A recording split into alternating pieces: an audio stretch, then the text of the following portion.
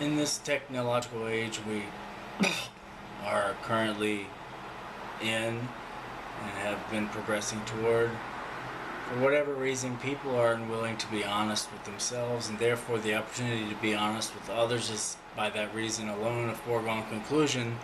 So the desire to formulate genuine friendships is unlikely, and that is a sad truth I've had to come to grips with as a personal living in a current age. Technology is beneficial in so many ways, but the advent of our modern world that insists every individual has a cell phone with any number of extra devices, presumably for the purpose of making our lives more efficient and less stressful, has, to the best of my observation, done neither of which. Correct me if I'm wrong, but what I see happening in our most modern evolving techno society is the isolation of our species, not a cultivation of homogeny which we anticipated. The techno industry tycoons continue to promulgate at ever increasing speeds never before imagined or attempted for the single most important commodity, cash. They can partake of it in any way they wish. Their pathetically ignorant American public will feed upon it no matter what they manage to argue. These multinational corporations are actively seeking to influence the very own elected officials in Washington, and this is a practice that is known as lobbying, as you know. In truth, lobbying is nothing more than legalized bribery for your government representatives to vote on a sweetheart deal that benefits the corporations, always as they are the lobbyists and the cash to provide for it, and the nation's people are without due process and representation of their own needs. If you ask me, the technological driven society, a blessing or a curse, is for us. I will reverse that question and ask to you, do you find your benefit in any way from owning the newest cell phone or computer gadget? How exactly does this new technology impact your life on a daily basis, and are you all the better off because of it? I will say this to you definitely. I have less money in your bank account as a result of buying the product, so if that's your litmus test on better off, then I need not say anything further to you. You definitely are the loser in this arrangement. It is once again only the corporate interest that should sold you that device that benefits from it. He then turns around and buys a congressman that votes your laws to implement restrictions upon your freedoms in any number of hundreds of ways, not to mention raising your taxes you earn by your labor. Did you even know that an income tax on your personal labor is unconstitutional? The 13th Amendment is expressly states that no American is obligated to pay a national income tax on his labor. So how the hell is the IRS going to lock you up if you don't pay? The reason is because if you don't sign the W-2 form, you don't get the job, right? The W-2 form is a promise to pay your income tax, so in your signature, you are now legally obligated to pay when the Constitution says you don't. The catch is if you refuse to sign the W-2 form, you don't get the job, right? So it's a question if you want a job bad enough, or if you, unfortunate truth is that people can't afford to live without a job. This is a fucked up country, and it's no wonder why the rest of the world hates us, and the United States used to be the lead of the free world. It truly was, but it is gone now, and we are imperial pigs that are determined to ruthlessly enforce the nations of the world to go along with our plans or else. We have a superior military industrial complex that is second to none, and even though the economy has crashed and the beginning of the worst Great Depression is about to unfold, you make my words, the USA will continue to enforce its global interest around the globe through its military-industrial complex that is still at present very functional. I suspect that the government will continue to devote for our national defense budget very high rates to keep it running at first-rate military apparatus. As the only conceivable means we may have an advantage throughout the economy, depression will be a larger part that the U.S. military is able to forcibly maintain its superior command over the rest of the globe.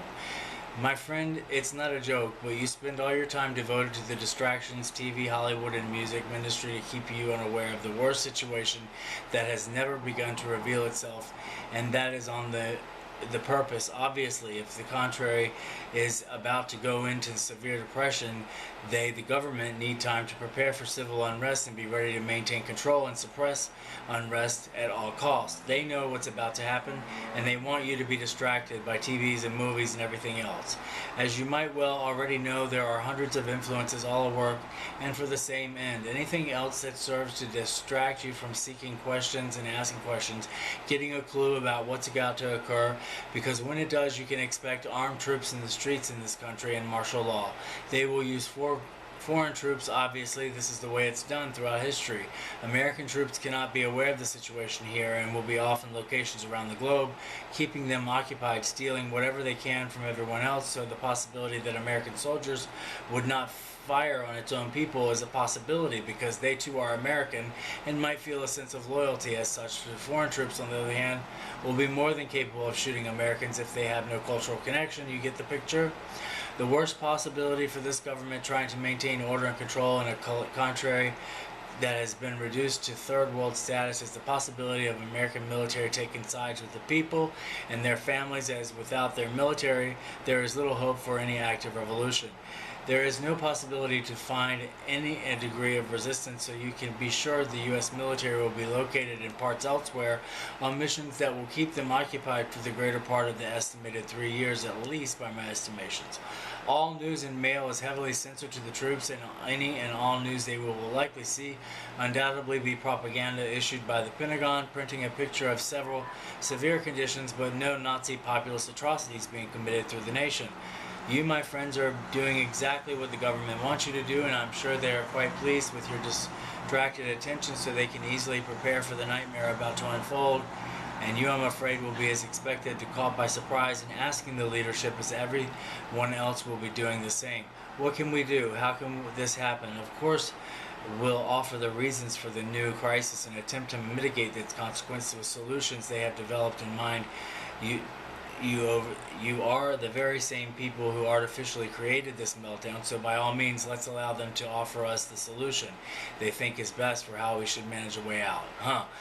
This is beginning to look like a movie, but nonetheless, they will, mark my words, be fully prepared to offer you the solution that you will automatically embrace, because they will characterize the solution as the only measure that is capable of returning our prosperity back to a reality. So the leap to accept it, whatever it may be, is a foregone conclusion. This has the makings of a comedy if it were not actually true, my friend, but it is. These people are not no-name ghosts who pull invisible springs that guide the global economy. They are really live people with names and families, and together, collectively, about 300 people are in possession of 90% of the world's money. Obviously, you cannot amass such a sum of physical money.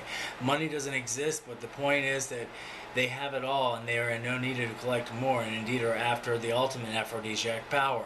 You really should try and understand yourself by distracting the media that aims to melt your brain and influence you to buy in all the useless products, and begin to ask the questions: what freedom means to you?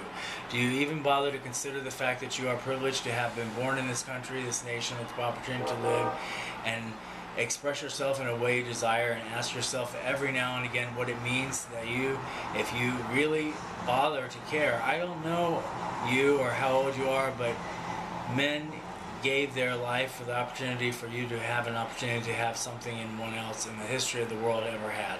I realize that may not mean too much to you, but in reality it should. The entire history of the world is recorded historical and geological record, quite certain that this idea America was a radical that was not supposed to last more than 5 years.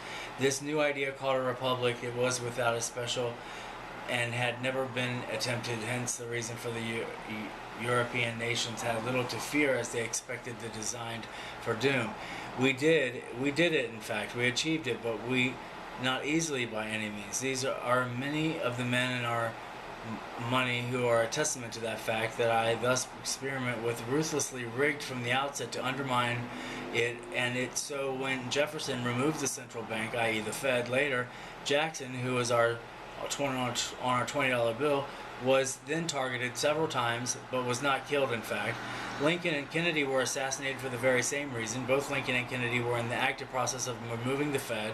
In Kennedy's case, so also the money printing, and aside from the rate set, would be entirely under the control of the Treasury Department, as it was intended. The fact that Kennedy's case has just made the first indications only 4 weeks before he was assassinated.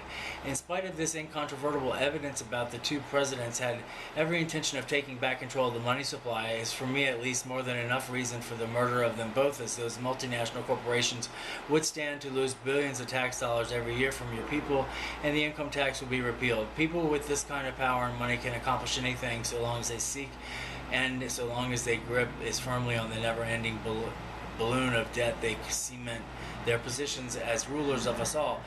It's an indication that your nation has gone into the final death throes of an empire. All empires come and go, as history has clearly shown us. The seriousness and scary, because I will have to go through this collapse too, and it will not be the Great Depression. It'll be worse. I can explain the reasons, but that will already take up enough time. Mark my words, this depression will be far worse, mostly because you have not the manufacturing base to prop up employment.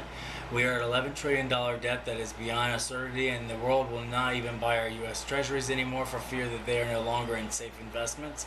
They have been for so long. The administration is busy shopping the toxic debt to our own people now as foreign investors will no longer buy them, but Obama team will attempt to sell the bonds to our own people. Does this man have any shame at all? The nation is in a life support situation because of toxic derivatives that have been rebundled and sold to the Fed to calm the markets. And that money that is known as fiat cash, the bottom line here, folks, is we have a shell game occurring where Peter is paying Paul, but Paul is broke, and Paul then asks John for a loan. The figure is unknown as of yet, but we feel strongly it may be in the neighborhood of $80 trillion. Because the Fed will not tell us the amount of the toxic excess, we rarely must try to imagine a number that is beyond anything that could be fathomable. The point is that the obviously other Fed does not have the $8 trillion in the money supply, and even if they continue to inflate the money supply, the risk of hyperinflation is always there. Possibility, especially if the Fed fears that the larger economy fails to show improvement after 2 quarters. They don't seem to contend with the unemployment rate, but employment is a key factor in raising rates, and the likelihood that the employment will drop below 11% is by most economists not a sign of an economy with a positive, healthy indicator. Furthermore, many economists attempting not to sound too alarming to the public are not including essential elements in the unemployment rate that is much closer to the actual numbers.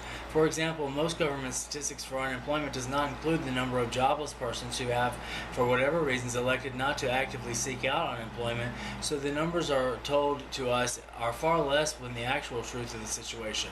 It is my strong belief that our current unemployment rate is more likely about 16-17%. One thing for sure in this very near term is that unemployment is going to continue to rise without question. Call me old-fashioned, but I'm generally always going to measure the unemployment rate and treat it with much more overall economic healthiness than, say, the markets, as they are only a small percentage of our overall wealth.